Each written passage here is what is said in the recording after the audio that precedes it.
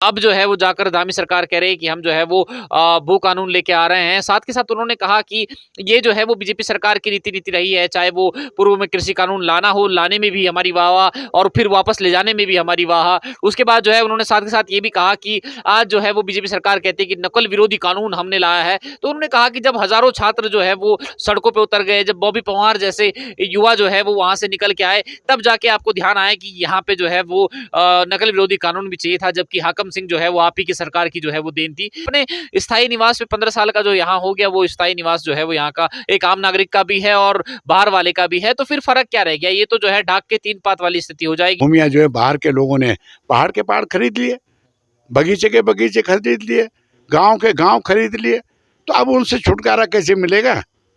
वास्तविकता क्या है वो देखने की चीज है।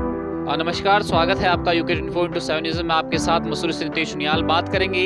लगातार अपने चैनल के माध्यम से हम आपको ऐसी शख्सियतों से रूबरू कराते रहते हैं जो कि उत्तराखंड के परिवेश के बारे में परिपूर्ण जो है वो जानकारी रखते हैं। और आज हम ऐसे ही एक व्यक्तित्व से आपको मिलाने जा रहे हैं जो कि किसी परिचय के मोहताज नहीं है। मसूरी नगर पालिका के 2 बार के चेयरमैन रह चुके और मसूरी विधानसभा के जो है वो 2 बार विधायक रह चुके और साथ-साथ जो है उत्तराखंड क्रिकेट एसोसिएशन के यहाँ पे जो है वो अध्यक्ष रह चुके और साथ के साथ अभी पूर्व में सांसद प्रत्याशी टिहरी संसदीय क्षेत्र से रह चुके ऐसी शख्सियत से मिलाने जा रहे हैं जिनका नाम है जोत सिंह गुनसोला जी। तो गुनसोला जी, स्वागत है आपका हमारे चैनल में।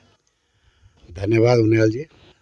मैं आपसे जो है वो आज हम आपसे मिलने आए हैं क्योंकि आपको जो है वो राजनीतिक कहें या फिर जो है वो क्षेत्र का कहें, बहुत ही अच्छा जो है वो ज्ञान है क्योंकि बहुत धरातल से आपने जो है वो इस उत्तराखंड को देखा है। आपको बताते चले कि उत्तराखंड को बनाने में राज्य आंदोलनकारियों में बहुत ही अहम भूमिका निभाने वाले गुनसोला जी रहे हैं। उस दौर से लेके अब तक इन्होंने बहुत कुछ इस उत्तराखंड के बारे में जाना, समझा है क्योंकि उत्तराखंड बनाने की जो इच्छा थी, जो नीति थी, किस उद्देश्य से उत्तराखंड बनाया गया था, क्या जो है वो माँग थी, किस प्रकार से आज दो, अभी दो, हमें उत्तराखंड राज्य दो। तो इन्होंने बहुत करीब से जो है वो उत्तराखंड को जो है वो देखा है। साथ में साथ इनका राजनीतिक अनुभव जो है वो बहुत रहा है। तो सबसे पहले हम आपसे ये जानना चाहेंगे कि जिस प्रकार से अभी जो है पूरे उत्तराखंड प्रदेश में लगातार भू कानून और मूल निवास की आवाज़ बड़ी बुलंद की जा रही है और साथ में अभी हाल ही में दामी सरकार ने कहा है कि 250-300 वर्ग मीटर जो है वो उससे ज़्यादा अगर भारी व्यक्ति की अगर कोई भूमि होगी तो वो वापस ली जाएगी।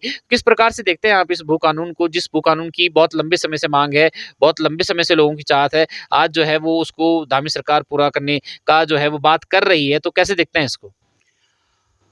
भू कानून पूर्व में भी जो है लागू है और उत्तराखंड में भू कानून लागू है, लेकिन भू कानून की कुछ धाराएं हैं जो संशोधन मांगती हैं। संशोधित भू कानून की आवश्यकता है। आज के परिवेश में सबसे पहले भू कानून को अमली जामा पहनाने से पहले यहाँ पर भूमि बंदोबस्त करना बहुत ज़रूरी है। इसकी पैमाइश करना बहुत ज़रूरी है। चाहे आप सैटेलाइट से करिए, चाहे किसी चीज़ से करिए, आप जो है एक पैमाइश करके कंसोलिडेट के ज़मीनों का जो है सही मायने में आकार बताइए कि ये क्या आकार है उत्तराखंड की भूमि, खेतीहर भूमि का, क्या जंगल ज़मीन का है, कितने पहाड़ हैं, कितने बुग्याल हैं, किस तरह का जो है एक कंसोलिडेट करके जो है एक खाका बनना चाहिए। और फिर उस भू कानून में उस भूमि बंदोबस्त के अंदर चकबंदी को पहले लागू करना पड़ेगा।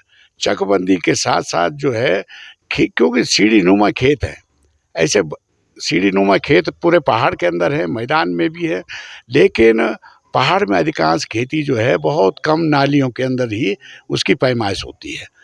मैदान में तो बीघा और एकड़ के हिसाब से जो है पैमाइश होती है, लेकिन पहाड़ में नाली बिस्वा और इस मार्फत जो है आप नाप करते हैं।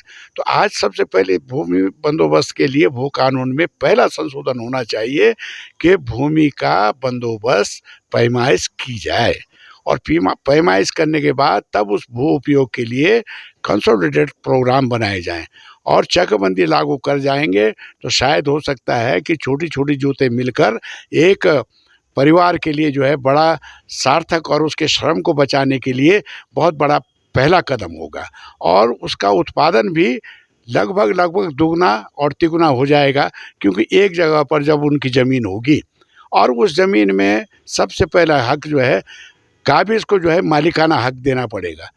जो काबिज़ है वो मालिकाना हक दे दिया जाए, तभी वो चकबंदी सार्थक हो सकती है। तो ये पहला इस भू कानून में ये संशोधन होना अनिवार्य है। पहले पता तो चले कितनी ज़मीन किसके नाम है, कैसे है, क्या। यहाँ तो ज़मीनों का खुर्द-बुर्द होते हुए पता ही नहीं चल रहा कि एक मालिक के एक की जगह 10 हो गए और 10 की जगह 100 हो गए, ज़िंदे की जगह मुर्दा हो गए, मुर्दे की जगह कई आगे खड़े हो गए।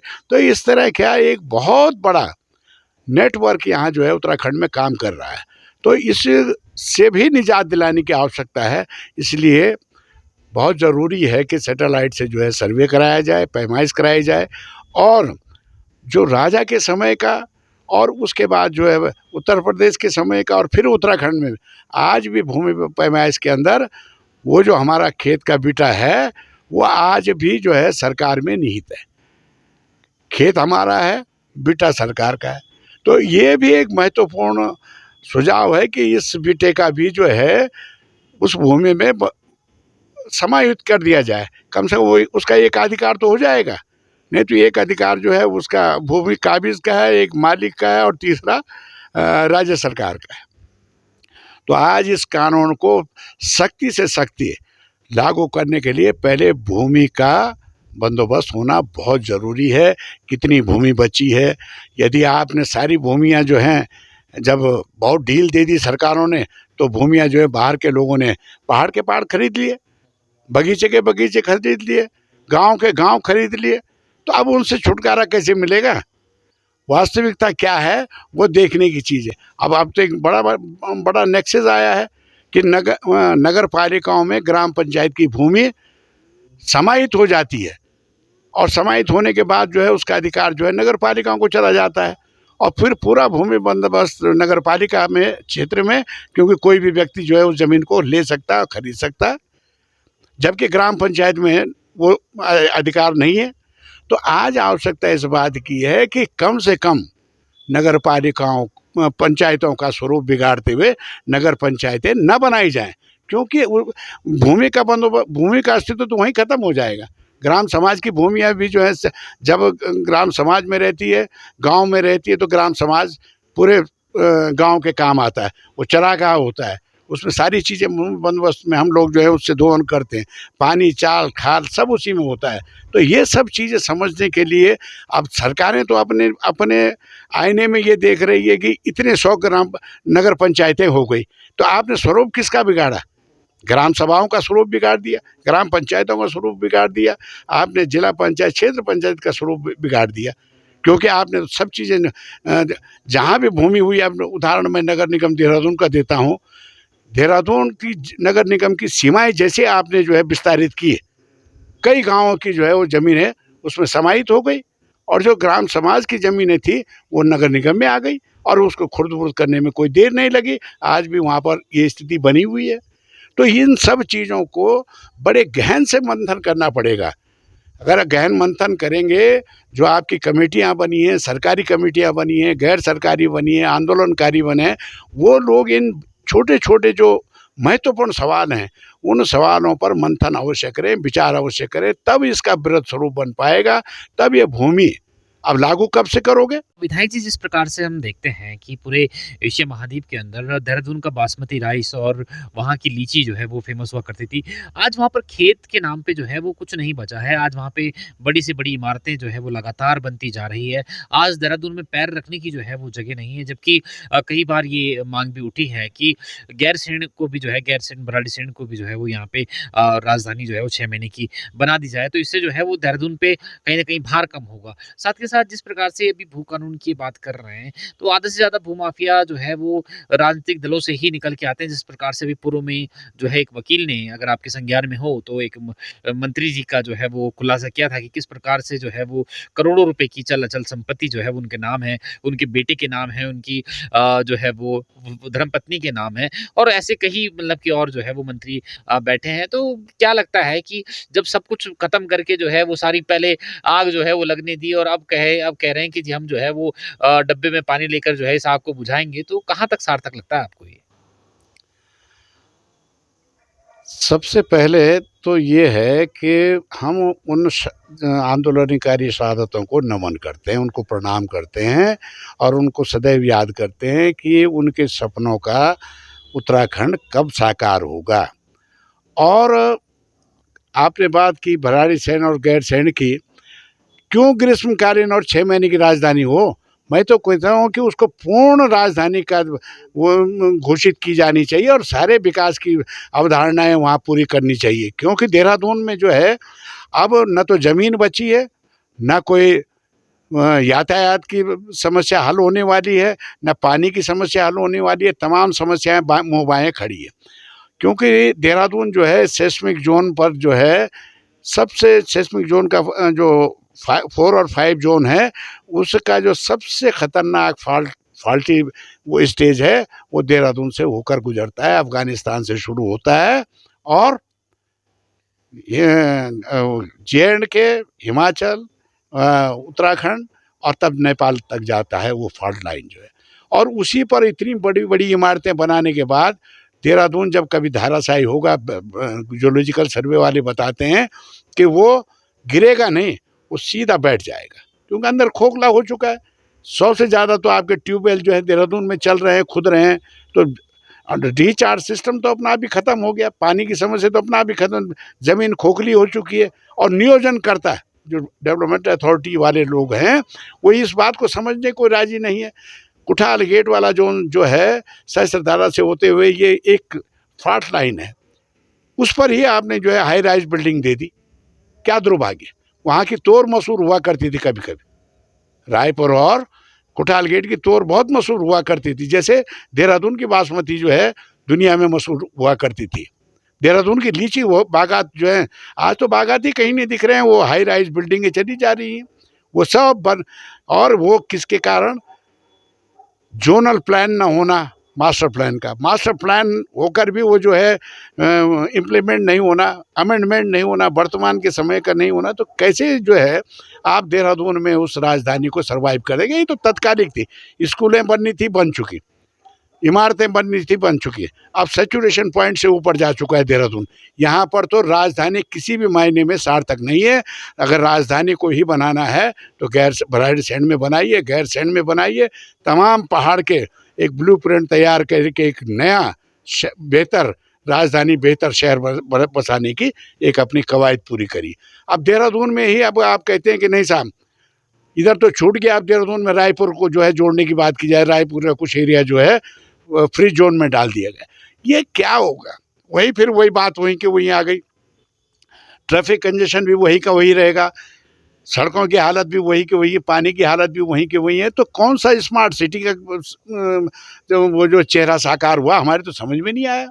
जिस प्रकार से हम देखते हैं कि चाहे वो केंद्र की बात हो, चाहे वो राज्य की बात हो, केंद्र में भी जो है वो 3 कृषि कानून लाए जाते हैं, तो जब वो लाए जाते हैं तब भी जो है वो बीजेपी की जय-जय, और जो है वो जब वो हटाए जाते हैं तो तब भी जो है वो मोदी जी की जय-जय। उसी प्रकार से हम देखते हैं कि अभी नकल विरोधी कानून लाया, तो जो है वो डबल इंजन की सरकार थी, सब कुछ आपके हाथ में था, तो जब हज़ारों लाखों जो है वो छात्र-छात्राएँ सड़कों पे उतर गए, जब जो है वो हज़ारों लाखों जो है वो बच्चे वहाँ पे लाठीचार्ज उन पे हो गया, उन्होंने यातना सही, जो है बॉबी पंवार जैसे जो है वो युवा की उत्पत्ति हुई। तो जब ये सब कुछ हो जाता है तभी जो है वो आप एक नया कानून लाते हैं, और उस नए कानून में भी जो है वो आपकी जय-जय होती है। साथ ही अभी हम मूल निवास और भू कानून की बात कर रहे हैं। गढ़ रत्न नरेंद्र सिंह नेगी जैसे जो है वो यहाँ पे लोगों को यहाँ उतरना पड़ रहा है। साथ में हज़ारों लाखों जो उत्तराखंडी हैं, आज अपनी उत्तराखंडियत के लिए जो है वो सड़कों पे लड़ रहे हैं। अभी ऋषिकेश में हाल ही में जो है वो महारैली का आयोजन था। तो जब ये सब लोग सड़कों पे उतर रहे हैं, आखिर सरकार तब ही क्यों जाग रही है? पहले क्या ये आँख मूंद के और कान बंद करके सोए रहते हैं? सरकार के पास एक ऐसा तंत्र है जिसको इंटेलिजेंस कहते हैं, और आईबी की रिपोर्टें होती हैं, दिन प्रतिदिन की दिनचर्या को उसमें समाहित किया जाता है, आंदोलनों की आहट को समझा जाता है, क्षेत्र की समस्याओं को समझने का एक आधार बनाया जाता है कि किस क्षेत्र में किन चीज़ों की क्या दिक्कतें हैं, कैसे ये कल आवाज़ न बन जाए। लेकिन इस सरकार ने हर चीज़ को आवाज़ बनने के लिए जन आंदोलन का ही आवाज़ सुनने की कोशिश कर रहे हैं। चाहे वो नकल विरोधी कानून हो, तब बना जब सारी नकलें हो चुकी। हाकम सिंह जैसे लोग जो हैं जेलों में चले गए। हाकम सिंह की उत्पत्ति कहाँ से है? हमने अब पता चला कि उसकी उत्पत्ति तो बीजेपी से है, बीजेपी का जिला पंचायत रहा। तो क्या कहोगे आप किसको? अभी देखिए ना, किन-किन चीज़ों पर आपके सामने रखा जाए, हम तो ये समझ नहीं पा रहे हैं कि नकल विरोधी कानून हो, तो नकल हो जाने के बाद लोगों के भविष्य चौपट होने, किसी भी लाखों बच्चों का भविष्य चौपट हुआ। 5-5 साल तक आपने जो है रिज़ल्ट नहीं घोषित किए, नए फॉर्म नहीं भरने दिए, उनकी एज एक्सपायर हो गई। एक्सपायर होने के बाद आपने उनको शिथिलता नहीं दी। तो आज आवश्यकता नौजवान क्यों सड़क पर है, इसीलिए रोजगार के लिए सड़क पर है कि भाई अगर शिक्षा की नीति में यही नीतियां रहेंगी कि पढ़ लिखने के बाद लोग अपने बच्चों को पेट काट कर पढ़ा रहे हैं, जमीन बेच कर पढ़ा रहे हैं, तब उसकी पढ़ाई को पूरा कर रहे हैं। देहरादून में आके बच्चे जब पढ़ते हैं तो आप देखिए पीसीएस के लिए तैयार होते हैं, लोअर पीसीएस के लिए तैयार होते हैं। विधायक जी, जैसे कि हम जो है वो यहाँ पे देखते हैं कि यहाँ पे तीसरी बार जो है वो गणेश जोशी जो है वो विधायक जो है वो बन रहे हैं और उनका जो है वो लगातार जो है वो जितना कार्यकाल है, पिछले बार भी वो मंत्री रहे हैं, इस बार भी मंत्री रहे हैं। गलोगी पावर हाउस हो, चाहे जो है वो कोविड काल में जो है 56 करोड़ को जो है वो 84 परिवारों को आवास विहीन कर गया। जो मसूरी देहरादून पुडकुल जो है रोपवे योजना है, उसमें अभी तक एक पत्थर तक नहीं लगा है और कई ऐसे कार्य हैं यहाँ पे जो है शिक्षा, स्वास्थ्य, रोजगार को लेकर कितना कुछ विकास कार्य हुआ है। क्या कुछ कहेंगे इसको लेकर? स्थानीय लोग इस बात से बहुत ज़्यादा चिंतित हैं कि विकास की रूपरेखा यहाँ के अनुरूप नहीं बन पाई और जनप्रतिनिधि के रूप में भी माननीय विधायक जी ने कोई बहुत बड़ा ऐसा परियोजना ऐसी नहीं ला पाए जिसको कि प्रत्यक्ष और परोक्ष रूप से रोजगार से जोड़ा जाता। आज दुर्भाग्यवश ये है कि लड़का पढ़ रहा है, पढ़ने के बाद एमपीजी कॉलेज एक खुला है, उसमें जो है बीए कर रहा है, एमए कर रहा है, डबल एमए कर रहा है, ट्रिपल एमए कर रहा है, लेकिन उसके हाथ आज भी खाली है। रोजगार के अवसर मसूरी में किसी तरह से भी बन नहीं पाए हैं, बढ़ नहीं पाए हैं। दुर्भाग्यवश उसी डिग्री कॉलेज में कुछ रोजगार परक विषय भी खुल जाते तो शायद संभवतः होता है कि भाई होटल मैनेजमेंट और इस तरह के जो हैं पत्रकारिता और दूसरे तीसरे तरह के जो है कोर्सेज को शुरू होते तो शायद संभवतः वो कुछ नौजवान उस जर्नलिज्म करके जो है अपने रोजगार के अवसर पैदा कर सकता था। होटल मैनेजमेंट खुलता, कैटरिंग खुलता तो वो कुछ अवसर मिल जाते, लेकिन वो भी नहीं हो पाया। साथ ही अब विकास के लिए नाम पर अगर हम ये मान लें कि खाली यहाँ पर खाली भूमि पड़ी हुई है यूपीएसएमडीसी की, हमने कहा था कोई जो है इलेक्ट्रॉनिक बेस कोई बड़ी इस तरह के परियोजना आ जाए जिसमें कम से कम बच्चों को जो है ट्रेनिंग मिले और उसके बाद उसके रोजगार के अवसर खुले, वो भी संभवतः नहीं हो पाया। और जो रोजगार खुला भी है जैसे क्या कहते हैं पर्यटन पर जो है वो जॉर्ज एवरेस्ट के नाम पर जो है पार्क स्टेट में, तो वहाँ भी पर्यटकों को भी वो पर्यटन स्थल बहुत महंगा पड़ रहा है और स्थानीय लोग तो उसमें जा ही नहीं सकते। जिनके घर वहाँ बने हुए हैं वो उनके रास्तों को में भी रोक लगा दी गई है। तो इससे बड़ा दुर्भाग्य और क्या हो सकता है। इस पर सीधा सीधा हस्तक्षेप जो है माननीय मंत्री जी को करना चाहिए था कि भाई मेरे क्षेत्र में इस तरह के विकास की परियोजनाएं न लागू की जाएं। अगर लागू करनी है तो स्थानीय लोगों की भागीदारी पहले सुनिश्चित की जाए। उनके रास्ते आने जाने के रास्ते तक नहीं, वो उनको भी 200 रुपया मांग रहे हैं तो कैसे संभव होगा। तो आज मैं समझता हूँ अगर विकास के नाम पर, स्वास्थ्य के नाम पर हम ये कहें कि भाई हमने सिविल हॉस्पिटल को उप जिला चिकित्सालय बना दिया, तो मंत्री जी से बार बार हम पूछते हैं कि भाई मंत्री जी ये तो बताओ कि यहाँ डॉक्टरों की संख्या क्या है, यहाँ ये सब संचालित क्यों नहीं हो रहा है। खाली ये रेफरल सेंटर बन गया है, ये क्या कारण है। क्या आप इतने वरिष्ठ मंत्री होने के बाद मैं समझता हूँ कि वो कहते हैं मैं भारी भरकम मंत्री हूँ, तो लेकिन सिविल हॉस्पिटल तो भारी भरकम मंत्री के रहते हुए भी नहीं संचालित हो रहा है, क्योंकि न वहाँ डॉक्टर पूरे हैं। 22 डॉक्टर का पैनल है, डॉक्टरों की स्थिति वो है, स्टाफ उसमें है नहीं, स्टाफ नर्सेज वहाँ नहीं है। इवन आपका जो आईसीयूज़ 5 बेड हैं वो आज तक नहीं खुले हैं। दुर्भाग्यवश जो लोगों ने डोनेट भी किया है, डीएलएफ ने डोनेट किया एक मशीन, वो भी संचालित नहीं हो रही क्योंकि टेक्निकल कोई नहीं है। दून मैनोराइट्स ने जो है एक ऑक्सीजन प्लांट दिया, उसको भी संचालित करने के लिए कोई टेक्नीशियन नहीं है। इवन आपका सफाई करने के लिए सफाई कर्मचारी नहीं है। इवन मॉर्चरी में अगर पोस्टमार्टम होना है तो कहीं से बुलाना पड़ता है, तब जाके पोस्टमार्टम की स्थिति बनती है। नर्सों की स्थिति है कि नर्सें हैं नहीं, तो यहाँ पर जो है कभी उस हॉस्पिटल में कोई एडमिट करने की स्थिति नहीं होती, सबको देहरादून भेज दिया जाता है। तो दुर्भाग्यवश अगर इसको हम कहते हैं कि ये अचीवमेंट है, तो किस एंगल से ये विकास का अचीवमेंट है? स्वास्थ्य के विकास का तो कोई अचीवमेंट है नहीं। जब डॉक्टर ही नहीं होगा और दो चार डॉक्टर होने के बाद जो है उनके पेशेंट होंगे नहीं, जिनके पेशेंट आते हैं वो भर्ती हो नहीं सकते। इवन आपका जो है देखिए प्रसव की जो है प्रसूता जो है बेचारी, उनको भी रेफ़र किया जाता है देहरादून। तो आज इसको अगर विकास से जोड़ें तो मैं नहीं समझता हूँ ये नाइंसाफ़ी होगी। पर्यटन का हाल ये देखिए कि पर्यटन पर आधारित योजना साकार रूप ले ही नहीं पा रही है। अब जिस परियोजना की आप बात कर रहे हैं कि भाई पुरकुल से मसूरी जो है, लोगों को उजाड़ तो ज़रूर दिया गया, रिक्शा वालों को, मज़दूर संघ को, लेकिन उनका पुनर्वास नहीं हो पाया और ना ही वो ट्रॉली आ पाई और पुनर्वास भी नहीं हो पाया। स्थानीय लोग जो वहाँ पर छोटे-छोटे चाय और उसका व्यवसाय कर रहे थे, उनको भी उजाड़ दिया, उनका भी पुनर्स्थापन नहीं हो पाया। और किसी संस्था ने के द्वारा, माननीय मुख्यमंत्री के द्वारा एक पत्थर लगाया गया, वो पत्थर ही रह गया वहाँ पर, लेकिन उस पर कोई भवन नहीं बन पाए, पुनर्स्थापन नहीं हो पाया। तो दुर्भाग्य कहें हम इसको, जनप्रतिनिधि के लिए दुर्भाग्य ही तो कहा जा सकता है। आप ये कहिए कि खाली मैं रोज़ यहाँ आकर जो कुछ ना कुछ बात करूँ और चल दूँ, तो संभवतः वो नहीं है। कृषि आपके पास है, बागवानी आपके पास है, मत्स्य आपके, तमाम चीज़ें आपके पास हैं। विभाग को जो है, क्या यहाँ पर जो है रेशम से मिल गया, क्या यहाँ कृषि से मिल गया, क्या उद्यान के बारे में हो गया? मसूरी में जो है कि उद्यान की अच्छी संभावनाएँ थी, कहाँ उद्यान है? कोई एक भी उद्यान संचालित नहीं हो पाया, बन नहीं पाया। तो आप ये सोचिए कृषक के साथ वो स्थिति है। कहीं जो है उद्यान पर जो है, अब पहले डायरेक्टर का नाम आया तो डायरेक्टर पर जाँच बैठ गई, अब सीबीआई जाँच जो है विभाग पर बैठ गई। विभाग के साथ जो है वो माननीय मंत्री सीबीआई उसके सुप्रीम कोर्ट चले गए, सुप्रीम कोर्ट ने जो है एक फटकार लगा दी, वापस आ गए। तो ये दुर्भाग्यवश ये है कि हम चाहते थे कि मसूरी का विकास मसूरी के अनुरूप हो। ये हैफ़-हैज़र्ड हो गया, इसके लिए कौन ज़िम्मेदार है? ये जो मसूरी विकास प्राधिकरण है, ये तो न यहाँ पर ज़ोनल प्लान बना पा रहा है, न मास्टर प्लान बना पा रहा है, न इन स्टेटों का जो सर्वे है पार्ट एंड पार्सली, आज 30 साल हो गए हैं। सर्वे ऑफ इंडिया उसका जो है वो उसका डिमार्केशन करके लैंड बैंक ही नहीं बना पा रहा है।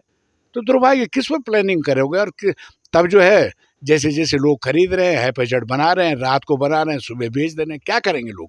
यही स्थितियाँ पैदा हो रही है। अगर मास्टर प्लान होता, ज़ोनल प्लान होता, तो उसके अकॉर्डिंग लोग जो है अपना कानूनी तरीके से जो है उसका पालन करते और बनाते, लेकिन वो भी नहीं।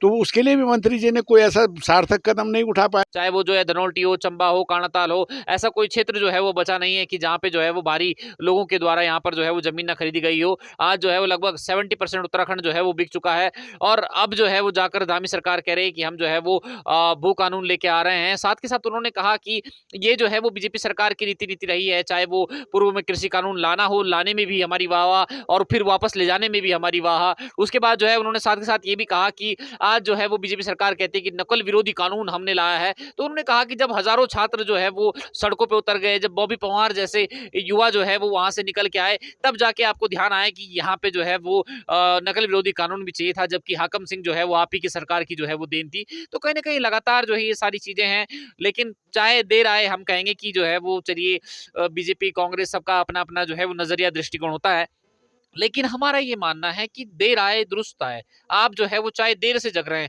लेकिन अब देरी मत कीजिए और थोड़ा-सा जो है वो शीघ्रता दिखाते हुए इस जल्द से जल्द जो है वो भू कानून को लाइए और भू कानून के साथ-साथ मूल निवास को जो है अवश्य लाइए, क्योंकि जब आपने स्थायी निवास पे 15 साल का जो यहाँ हो गया, वो स्थायी निवास जो है वो यहाँ का एक आम नागरिक का भी है और बाहर वाले का भी है, तो फिर फ़र्क क्या रह गया? ये तो जो है ढाक के 3 पात वाली स्थिति हो जाएगी। तो कहीं न कहीं एक सशक्त जो है वो भू कानून और यहाँ पे जो है वो मूल निवास जल्द से जल्द लागू होगा, ऐसी हम जो है वो उम्मीद करते हैं। कैमरा पर्सन आशीष के साथ मैं Nitesh Niall, UK 24/7 news. True वे टैक्सी सर्विसेज अपनी नई सेवाएं शुरू करने जा रहा है।